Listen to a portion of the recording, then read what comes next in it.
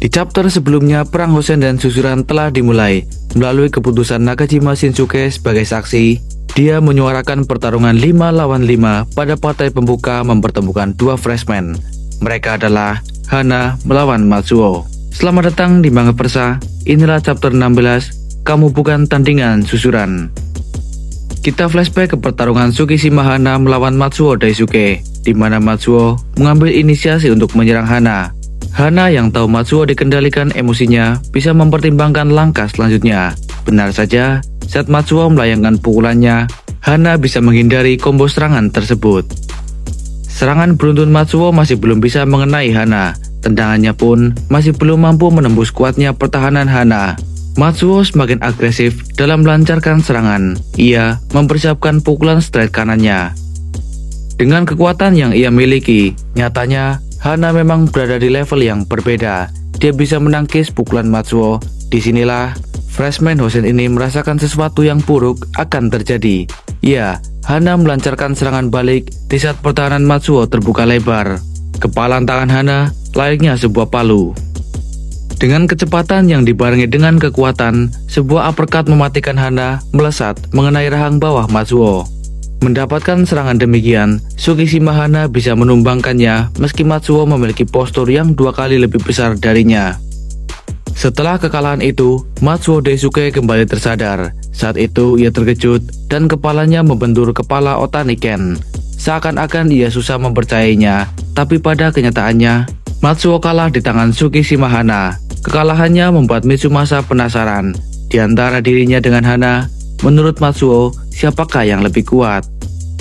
Meski berat untuk mengatakannya, tapi dengan tanpa ragu, Matsuo berkata bahwa Tsukishima Hana lebih kuat daripada dirinya. Mendengar pernyataan itu, Mitsumasa menjadi emosi. Dia tak siap melihat ada yang lebih kuat dari dirinya. Kekalahan Matsuo memang sulit dipercaya, karena mereka berharap padanya sebagai perwakilan para freshmen. Tetapi itu baru awal. Mereka yakin Mashima akan membawa kedudukan kembali berimbang. Sayangnya, itu tak terjadi.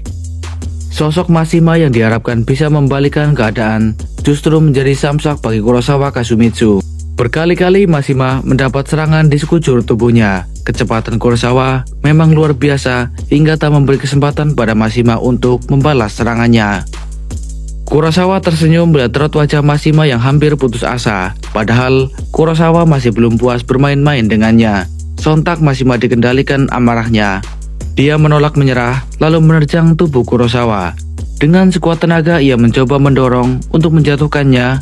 Namun sayangnya Kurosawa terlalu tangguh. Malahan Kurosar kembali menghujaninya dengan serangan yang ia arahkan ke punggungnya. Lagi dan lagi Mashima menunjukkan kebulatan tekadnya. Sophomore Hosen ini menanduk rahang Kurosar, lalu melancarkan beberapa kombinasi pukulan untuk membuka pertahanannya. Usahanya pun membuahkan hasil. Mashima bisa melayangkan pukulan straight kanannya. Namun itu belum cukup mampu untuk menjatuhkan Kurosawa. Sambil tersenyum ke arahnya, Kurosawa sempat memuji kemampuan bertarung Mashima yang meningkat setelah masuk Hosen. Tapi perkataan Kurosawa baginya adalah sebuah penghinaan. Ini membuat sophomore Hosen ini semakin membabi buta. Namun akibatnya serangannya menjadi kacau dan tidak efektif. Karena Kurosawa bisa membaca situasi ini dengan baik. Ketika Mashima terlalu fokus dengan serangan-serangannya, disitulah pertahanannya lengah. Dengan cepat, Kurosawa meraih bahu Mashima, lalu memberinya sebuah tendangan lutut ke arah wajahnya. Serangan balasan itu membuat Mashima merasakan sakit di wajah, terutama tulang hidungnya. Saat keseimbangan tubuhnya terganggu, disitulah Kurosawa tak memberi kesempatan lagi. Dia telah bersiap dengan serangan pamungkasnya. Iya, Kurosawa Kasumitsu melancarkan tendangan memutar untuk menjatuhkan Mashima. Sophomore Hosen itu tak sempat untuk memblokir tendangan itu dan akhirnya pun terjatuh ke tanah. Di momen ini sebenarnya Mashima sudah dalam kondisi yang benar-benar buruk. Ia kesulitan mengimbangi kecepatan Kurosawa. Melihat situasinya yang bisa saja kalah, Mashima tak kehabisan akal. Dia mengeluarkan sebilah pisau yang telah ia persiapkan sebelumnya. Momen ini seakan nostalgia dulunya ketika dua pria ini masih berada di tahun ketiga di masa SMP-nya. Mashima mengeluarkan pisau lalu menyayat wajah Kurosawa ketika Mashima diambang kekalahan. Pendarahan akibat bekas sayatan itu begitu hebat.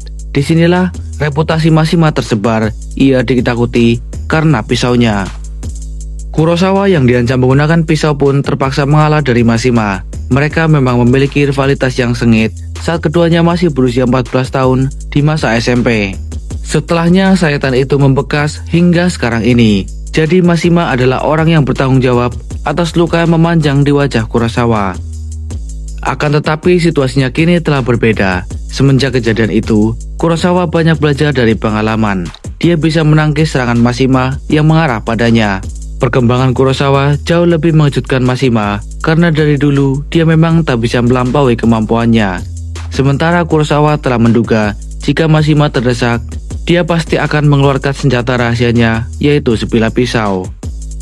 Ketika Kurosawa berhasil memegang pergelangan tangan Mashima, dia menyerang rivalnya itu menggunakan serangan siku. Di momen inilah, Kurosawa mengatakan kenyataan yang menyakitkan, bahwa sebenarnya orang-orang yang mengikutinya selama ini bukan karena mereka menghormatinya, melainkan tak lebih dari ketakutan terhadap pisau yang dimiliki Mashima. Kurosawa berkata bahwa orang seperti Mashima yang bergantung pada senjata takkan mungkin bisa mengalahkannya, apalagi susuran. Kemudian Kurosawa menunjukkan cara yang semestinya seorang laki-laki gunakan untuk memenangkan sebuah pertarungan. Kurosawa memberinya sebuah pelajaran berharga. Untuk kedua kalinya, hutan monster dibuat hening atas kekalahan dari kubu Hosen. Kurosawa kembali membawa poin berharga untuk susuran. Skor sementara 2-0 untuk susuran. Bahkan meski Mashima memakai pisau, Teso pun tak yakin Mashima akan bisa berbuat sesuatu. Kekalahan Mashima tak kalah mengejutkan pihak Hosen. Mereka seolah tak percaya dua perwakilan mereka tak mampu memberi perlawanan berarti pada petarung susuran. Di tengah momen kekhawatiran inilah, Tsukimoto Mitsuyoshi maju sebagai perwakilan Hosen dari kalangan sophomore. Sedangkan susuran akan menurunkan Butcher. Dia yang punya rivalitas sendiri dengan Mitsuyoshi akan menunjukkan kemampuan terbaiknya. Kurosawa pun mendukung penuh, tapi jika ia sampai kalah, Kurosawa akan mengambil kembali 2000 yen yang dipinjam Butcher darinya. Ketika mendengar perkataan Kurosawa, Harada menjadi kesal karena Butcher juga pernah meminjam 3000 yen darinya dan sampai sekarang belum ia kembalikan. Kali ini seluruh siswa susuran bergantung banyak padanya, tak terkecuali Kato Hideyoshi. Medok susuran ini memintanya untuk mengajari Hosen apa itu susuran untuknya. Butcher pun mengerti, ia siap untuk bertugas. Dua petarung ini telah saling berhadapan, sama-sama memiliki kekuatan gulat yang mereka banggakan. Kini, mereka akan menunjukkan siapakah yang lebih unggul di antara keduanya. Sementara itu, Harada Tokyo dan Kurosawa Kasumitsu terus mencoba untuk menghubungi satu orang lagi untuk datang. Meski 20 pesan telah terkirim, Hanaki Kuriko sama sekali tak meresponnya. Kembali ke arena pertarungan, Butcher dan Tsukimoto Mitsuyoshi saling mengadu kekuatan. Keduanya saling membanggakan kekuatan yang mereka miliki. Kebetulan baik Butcher maupun Yoshi selalu percaya dengan kekuatan tangan mereka. Dan tampak sejauh ini kekuatan keduanya cukup berimbang. Beberapa saat kemudian keduanya menambah power agar bisa mendorong orang yang ada di hadapannya itu. Saking intensnya, badan mereka pun gemetar. Di momen itulah, Mitsuyoshi sedikit mengendurkan kekuatannya agar membuat posisi Butcher berada dalam jarak jangkauannya. Dan kemudian Yoshi menendang bagian perut Butcher dengan lututnya. Level pertarungan semakin meningkat. Kala Butcher membalas serangan Yoshi dengan satu pukulan kuatnya. Namun serangan itu masih belum mampu untuk merobohkannya. Malahan Yoshi bisa mengikuti temponya. Dia bisa melancarkan tendangan ke arah perut Butcher. Salah satu pemimpin fraksi terbesar di susuran ini juga menunjukkan ketangguhan yang serupa. Malahan dia memanfaatkan kelengahan itu untuk memberi Yoshi sebuah pukulan balasan. Lalu keduanya saling maju menerjang. Sayangnya pukulan Yoshi mendarat lebih cepat. Kini giliran Butcher harus merasakan pukulan Mitsuyoshi. Akibatnya Butcher sempat terhempas dengan berusaha untuk menjaga keseimbangan tubuhnya. Dua petarung ini sama-sama menunjukkan determinasi yang tinggi. Pertarungan berjalan cukup sengit dan berimbang mengingat mereka berada di level yang sama. Tak hanya dua pentolan sekolah itu, tapi para pasukannya pun yang mendukung mereka ikut larut dalam persaingan itu.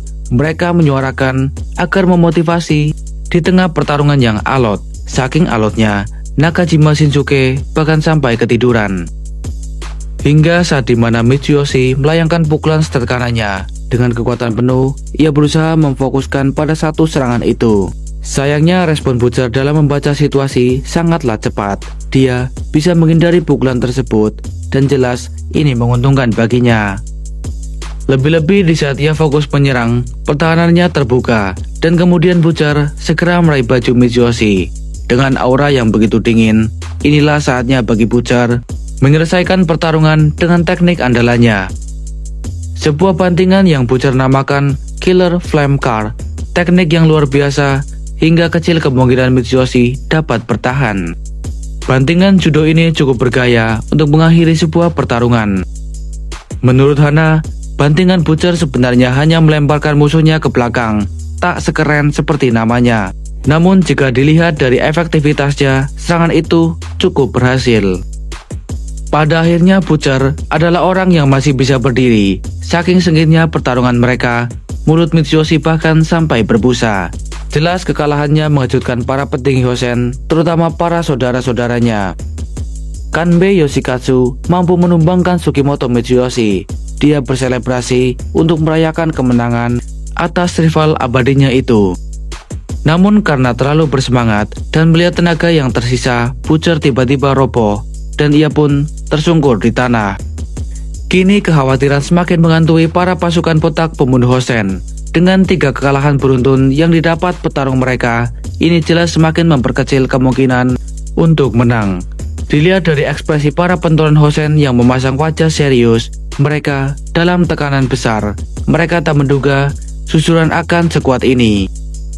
Saudara tertua Moonlight Brothers, Sugimoto Mizunobu bahkan mengakui dia tak bisa menang dari adiknya itu dalam hal kekuatan. Disinilah Joe mulai mengungkit kenyataan pahitnya. Tentunya Mizunobu terkejut dengan King Joe yang sudah tahu hal ini akan terjadi. Namun, ia malah enggan mengatakannya sejak awal. Disitulah Joe menyudutkannya. Ia menduga ini akan terjadi, namun ia ingin para bawahannya mengetahuinya sendiri. Memang menyakitkan jika mengetahui susuran memang lebih kuat daripada Hosen. Di momen ini, Mizunobu tertunduk lesu, mentalnya mulai jatuh. Namun inilah perbedaan King Joe dengan para bawahannya. Joe menunjukkan mental bertarungnya yang luar biasa. Dia meminta Mizunobu agar tak bertekuk lutut di hadapan musuh. Sebagai perwakilan dari kalangan senior, Joe meminta Nobu untuk berdiri, karena masih ada mereka berdua dengan kebanggaan yang tersisa. 2 orang inilah yang seharusnya menunjukkan bagaimana Hosen bertarung, terutama di hadapan Mitsumasa dan yang lainnya. Mereka harus menjadi contoh yang baik. Perkataan Joe tampaknya mulai merasuk dalam benak Mizunobu. Bagaimanapun, dia adalah salah seorang petinggi yang memikul nama besar Hosen. Di saat yang sama, seseorang baru saja sampai di parkiran. Dia melihat adanya sebuah motor yang terparkir di sana. Ketika Hanake Kuriko membuka handphone, ia mendapati banyak panggilan masuk dari Kurosawa dan Harada. Mereka benar-benar tak bisa membiarkan Kuriko untuk santai. Kuriko juga menyadari motor yang terparkir di bawah pepohonan seperti tidak asing lagi baginya. Ia tahu motor itu adalah milik orang dari armamen Kawachi Teso. Kuriko punya niatan untuk menjahilinya. Ia menebak-nebak di manakah Kawachi Teso bersembunyi. Kita kembali ke arena pertempuran. Diperlihatkan Seton yang telah bersiap melakukan pemanasan untuk maju sebagai perwakilan susuran. Tsukishima Hana yang memperhatikannya sejak tadi tak yakin Seton tetap memaksakan bertarung dengan kondisi yang tidak 100% fit. Hana yang ingin memastikan menyentil dahi Seton yang masih dihiasi perban. Benar saja, sentilan tersebut cukup untuk membuat Seton merasakan kesakitan. Hana bisa menilai jika Seton takkan bisa bertarung dengan kondisinya yang saat ini. Hideyoshi mulai mempertimbangkan kandidat lainnya. Disitulah Gunji menawarkan dirinya. Terlebih, dia punya hutang yang harus dibayarkan pada Mizunobu. Lagi-lagi, Hana tak yakin dengan seniornya itu. Lalu, saat Hana mencoba memegang bahu Gunji yang diperban, Gunji pun kesakitan. Melihat 2 senior susuran itu tak bisa diandalkan, berandalan lainnya mulai berebut menawarkan diri. Mulai dari Yonesaki dan Masa, mereka punya hutang dengan Hosen. sophomore Harada Tokyo juga ingin maju, tapi Sakota juga ingin ikut ambil bagian. Selain dia, Yaita pun ikut-ikutan, dan juga Tsukishima Hana yang siap jika kondisi itu memaksanya bertarung sekali lagi.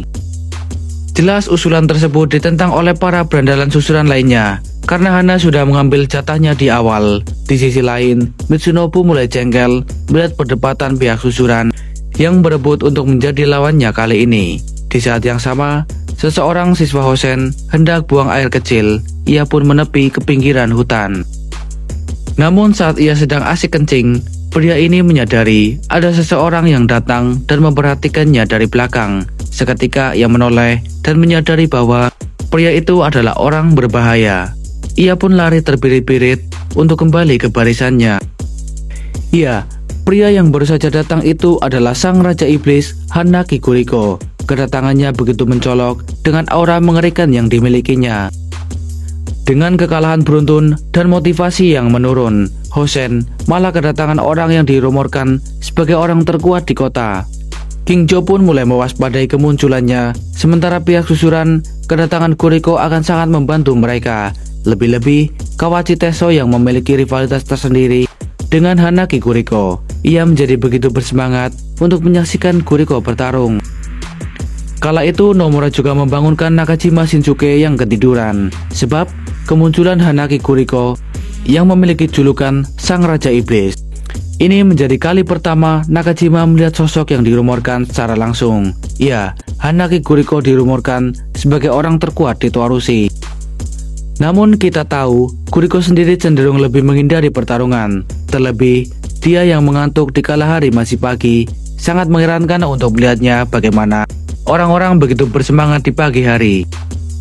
Sedikit fun fact tentang panggilan Amo yang disematkan untuk Nakajima Shinsuke. Pernah di satu waktu, Seton penasaran dengan panggilan tersebut. Dia yang penasaran menanyakan itu pada Gunji, dan diketahui Gunji dan Nakajima pernah berada di satu sekolah dasar yang sama. Mereka sering berkelahi waktu itu. Lalu, ketika sekolah mereka mengadakan kunjungan wisata di kelas 3 SD, tanpa sengaja Nakajima menemukan sebuah fosil Ammonite, sebuah penemuan langka yang belum pernah ada sebelumnya. Tiba-tiba sosoknya pun menjadi terkenal hingga masuk ke surat kabar. Dengan fotonya tersenyum lebar di wajah bodohnya itu. Kemudian keesokan harinya, ketika diwawancarai oleh kepala sekolah yang disiarkan secara langsung, Nakajima malah memberi jawaban yang bodoh. Dia menemukannya secara tak sengaja ketika buang air, tapi dia merasa janggal dengan kotorannya sendiri. Lalu saat dilihat lebih teliti, itu adalah sebuah fosil. Semua orang menertawakannya, hingga saat itulah ia dijuluki Ammonite Shinsuke. Dan begitulah dari mana asalnya panggilan Amo. Oke, sekian dulu alur ceritanya. Kita lanjut di chapter berikutnya. See you next video. Bye-bye.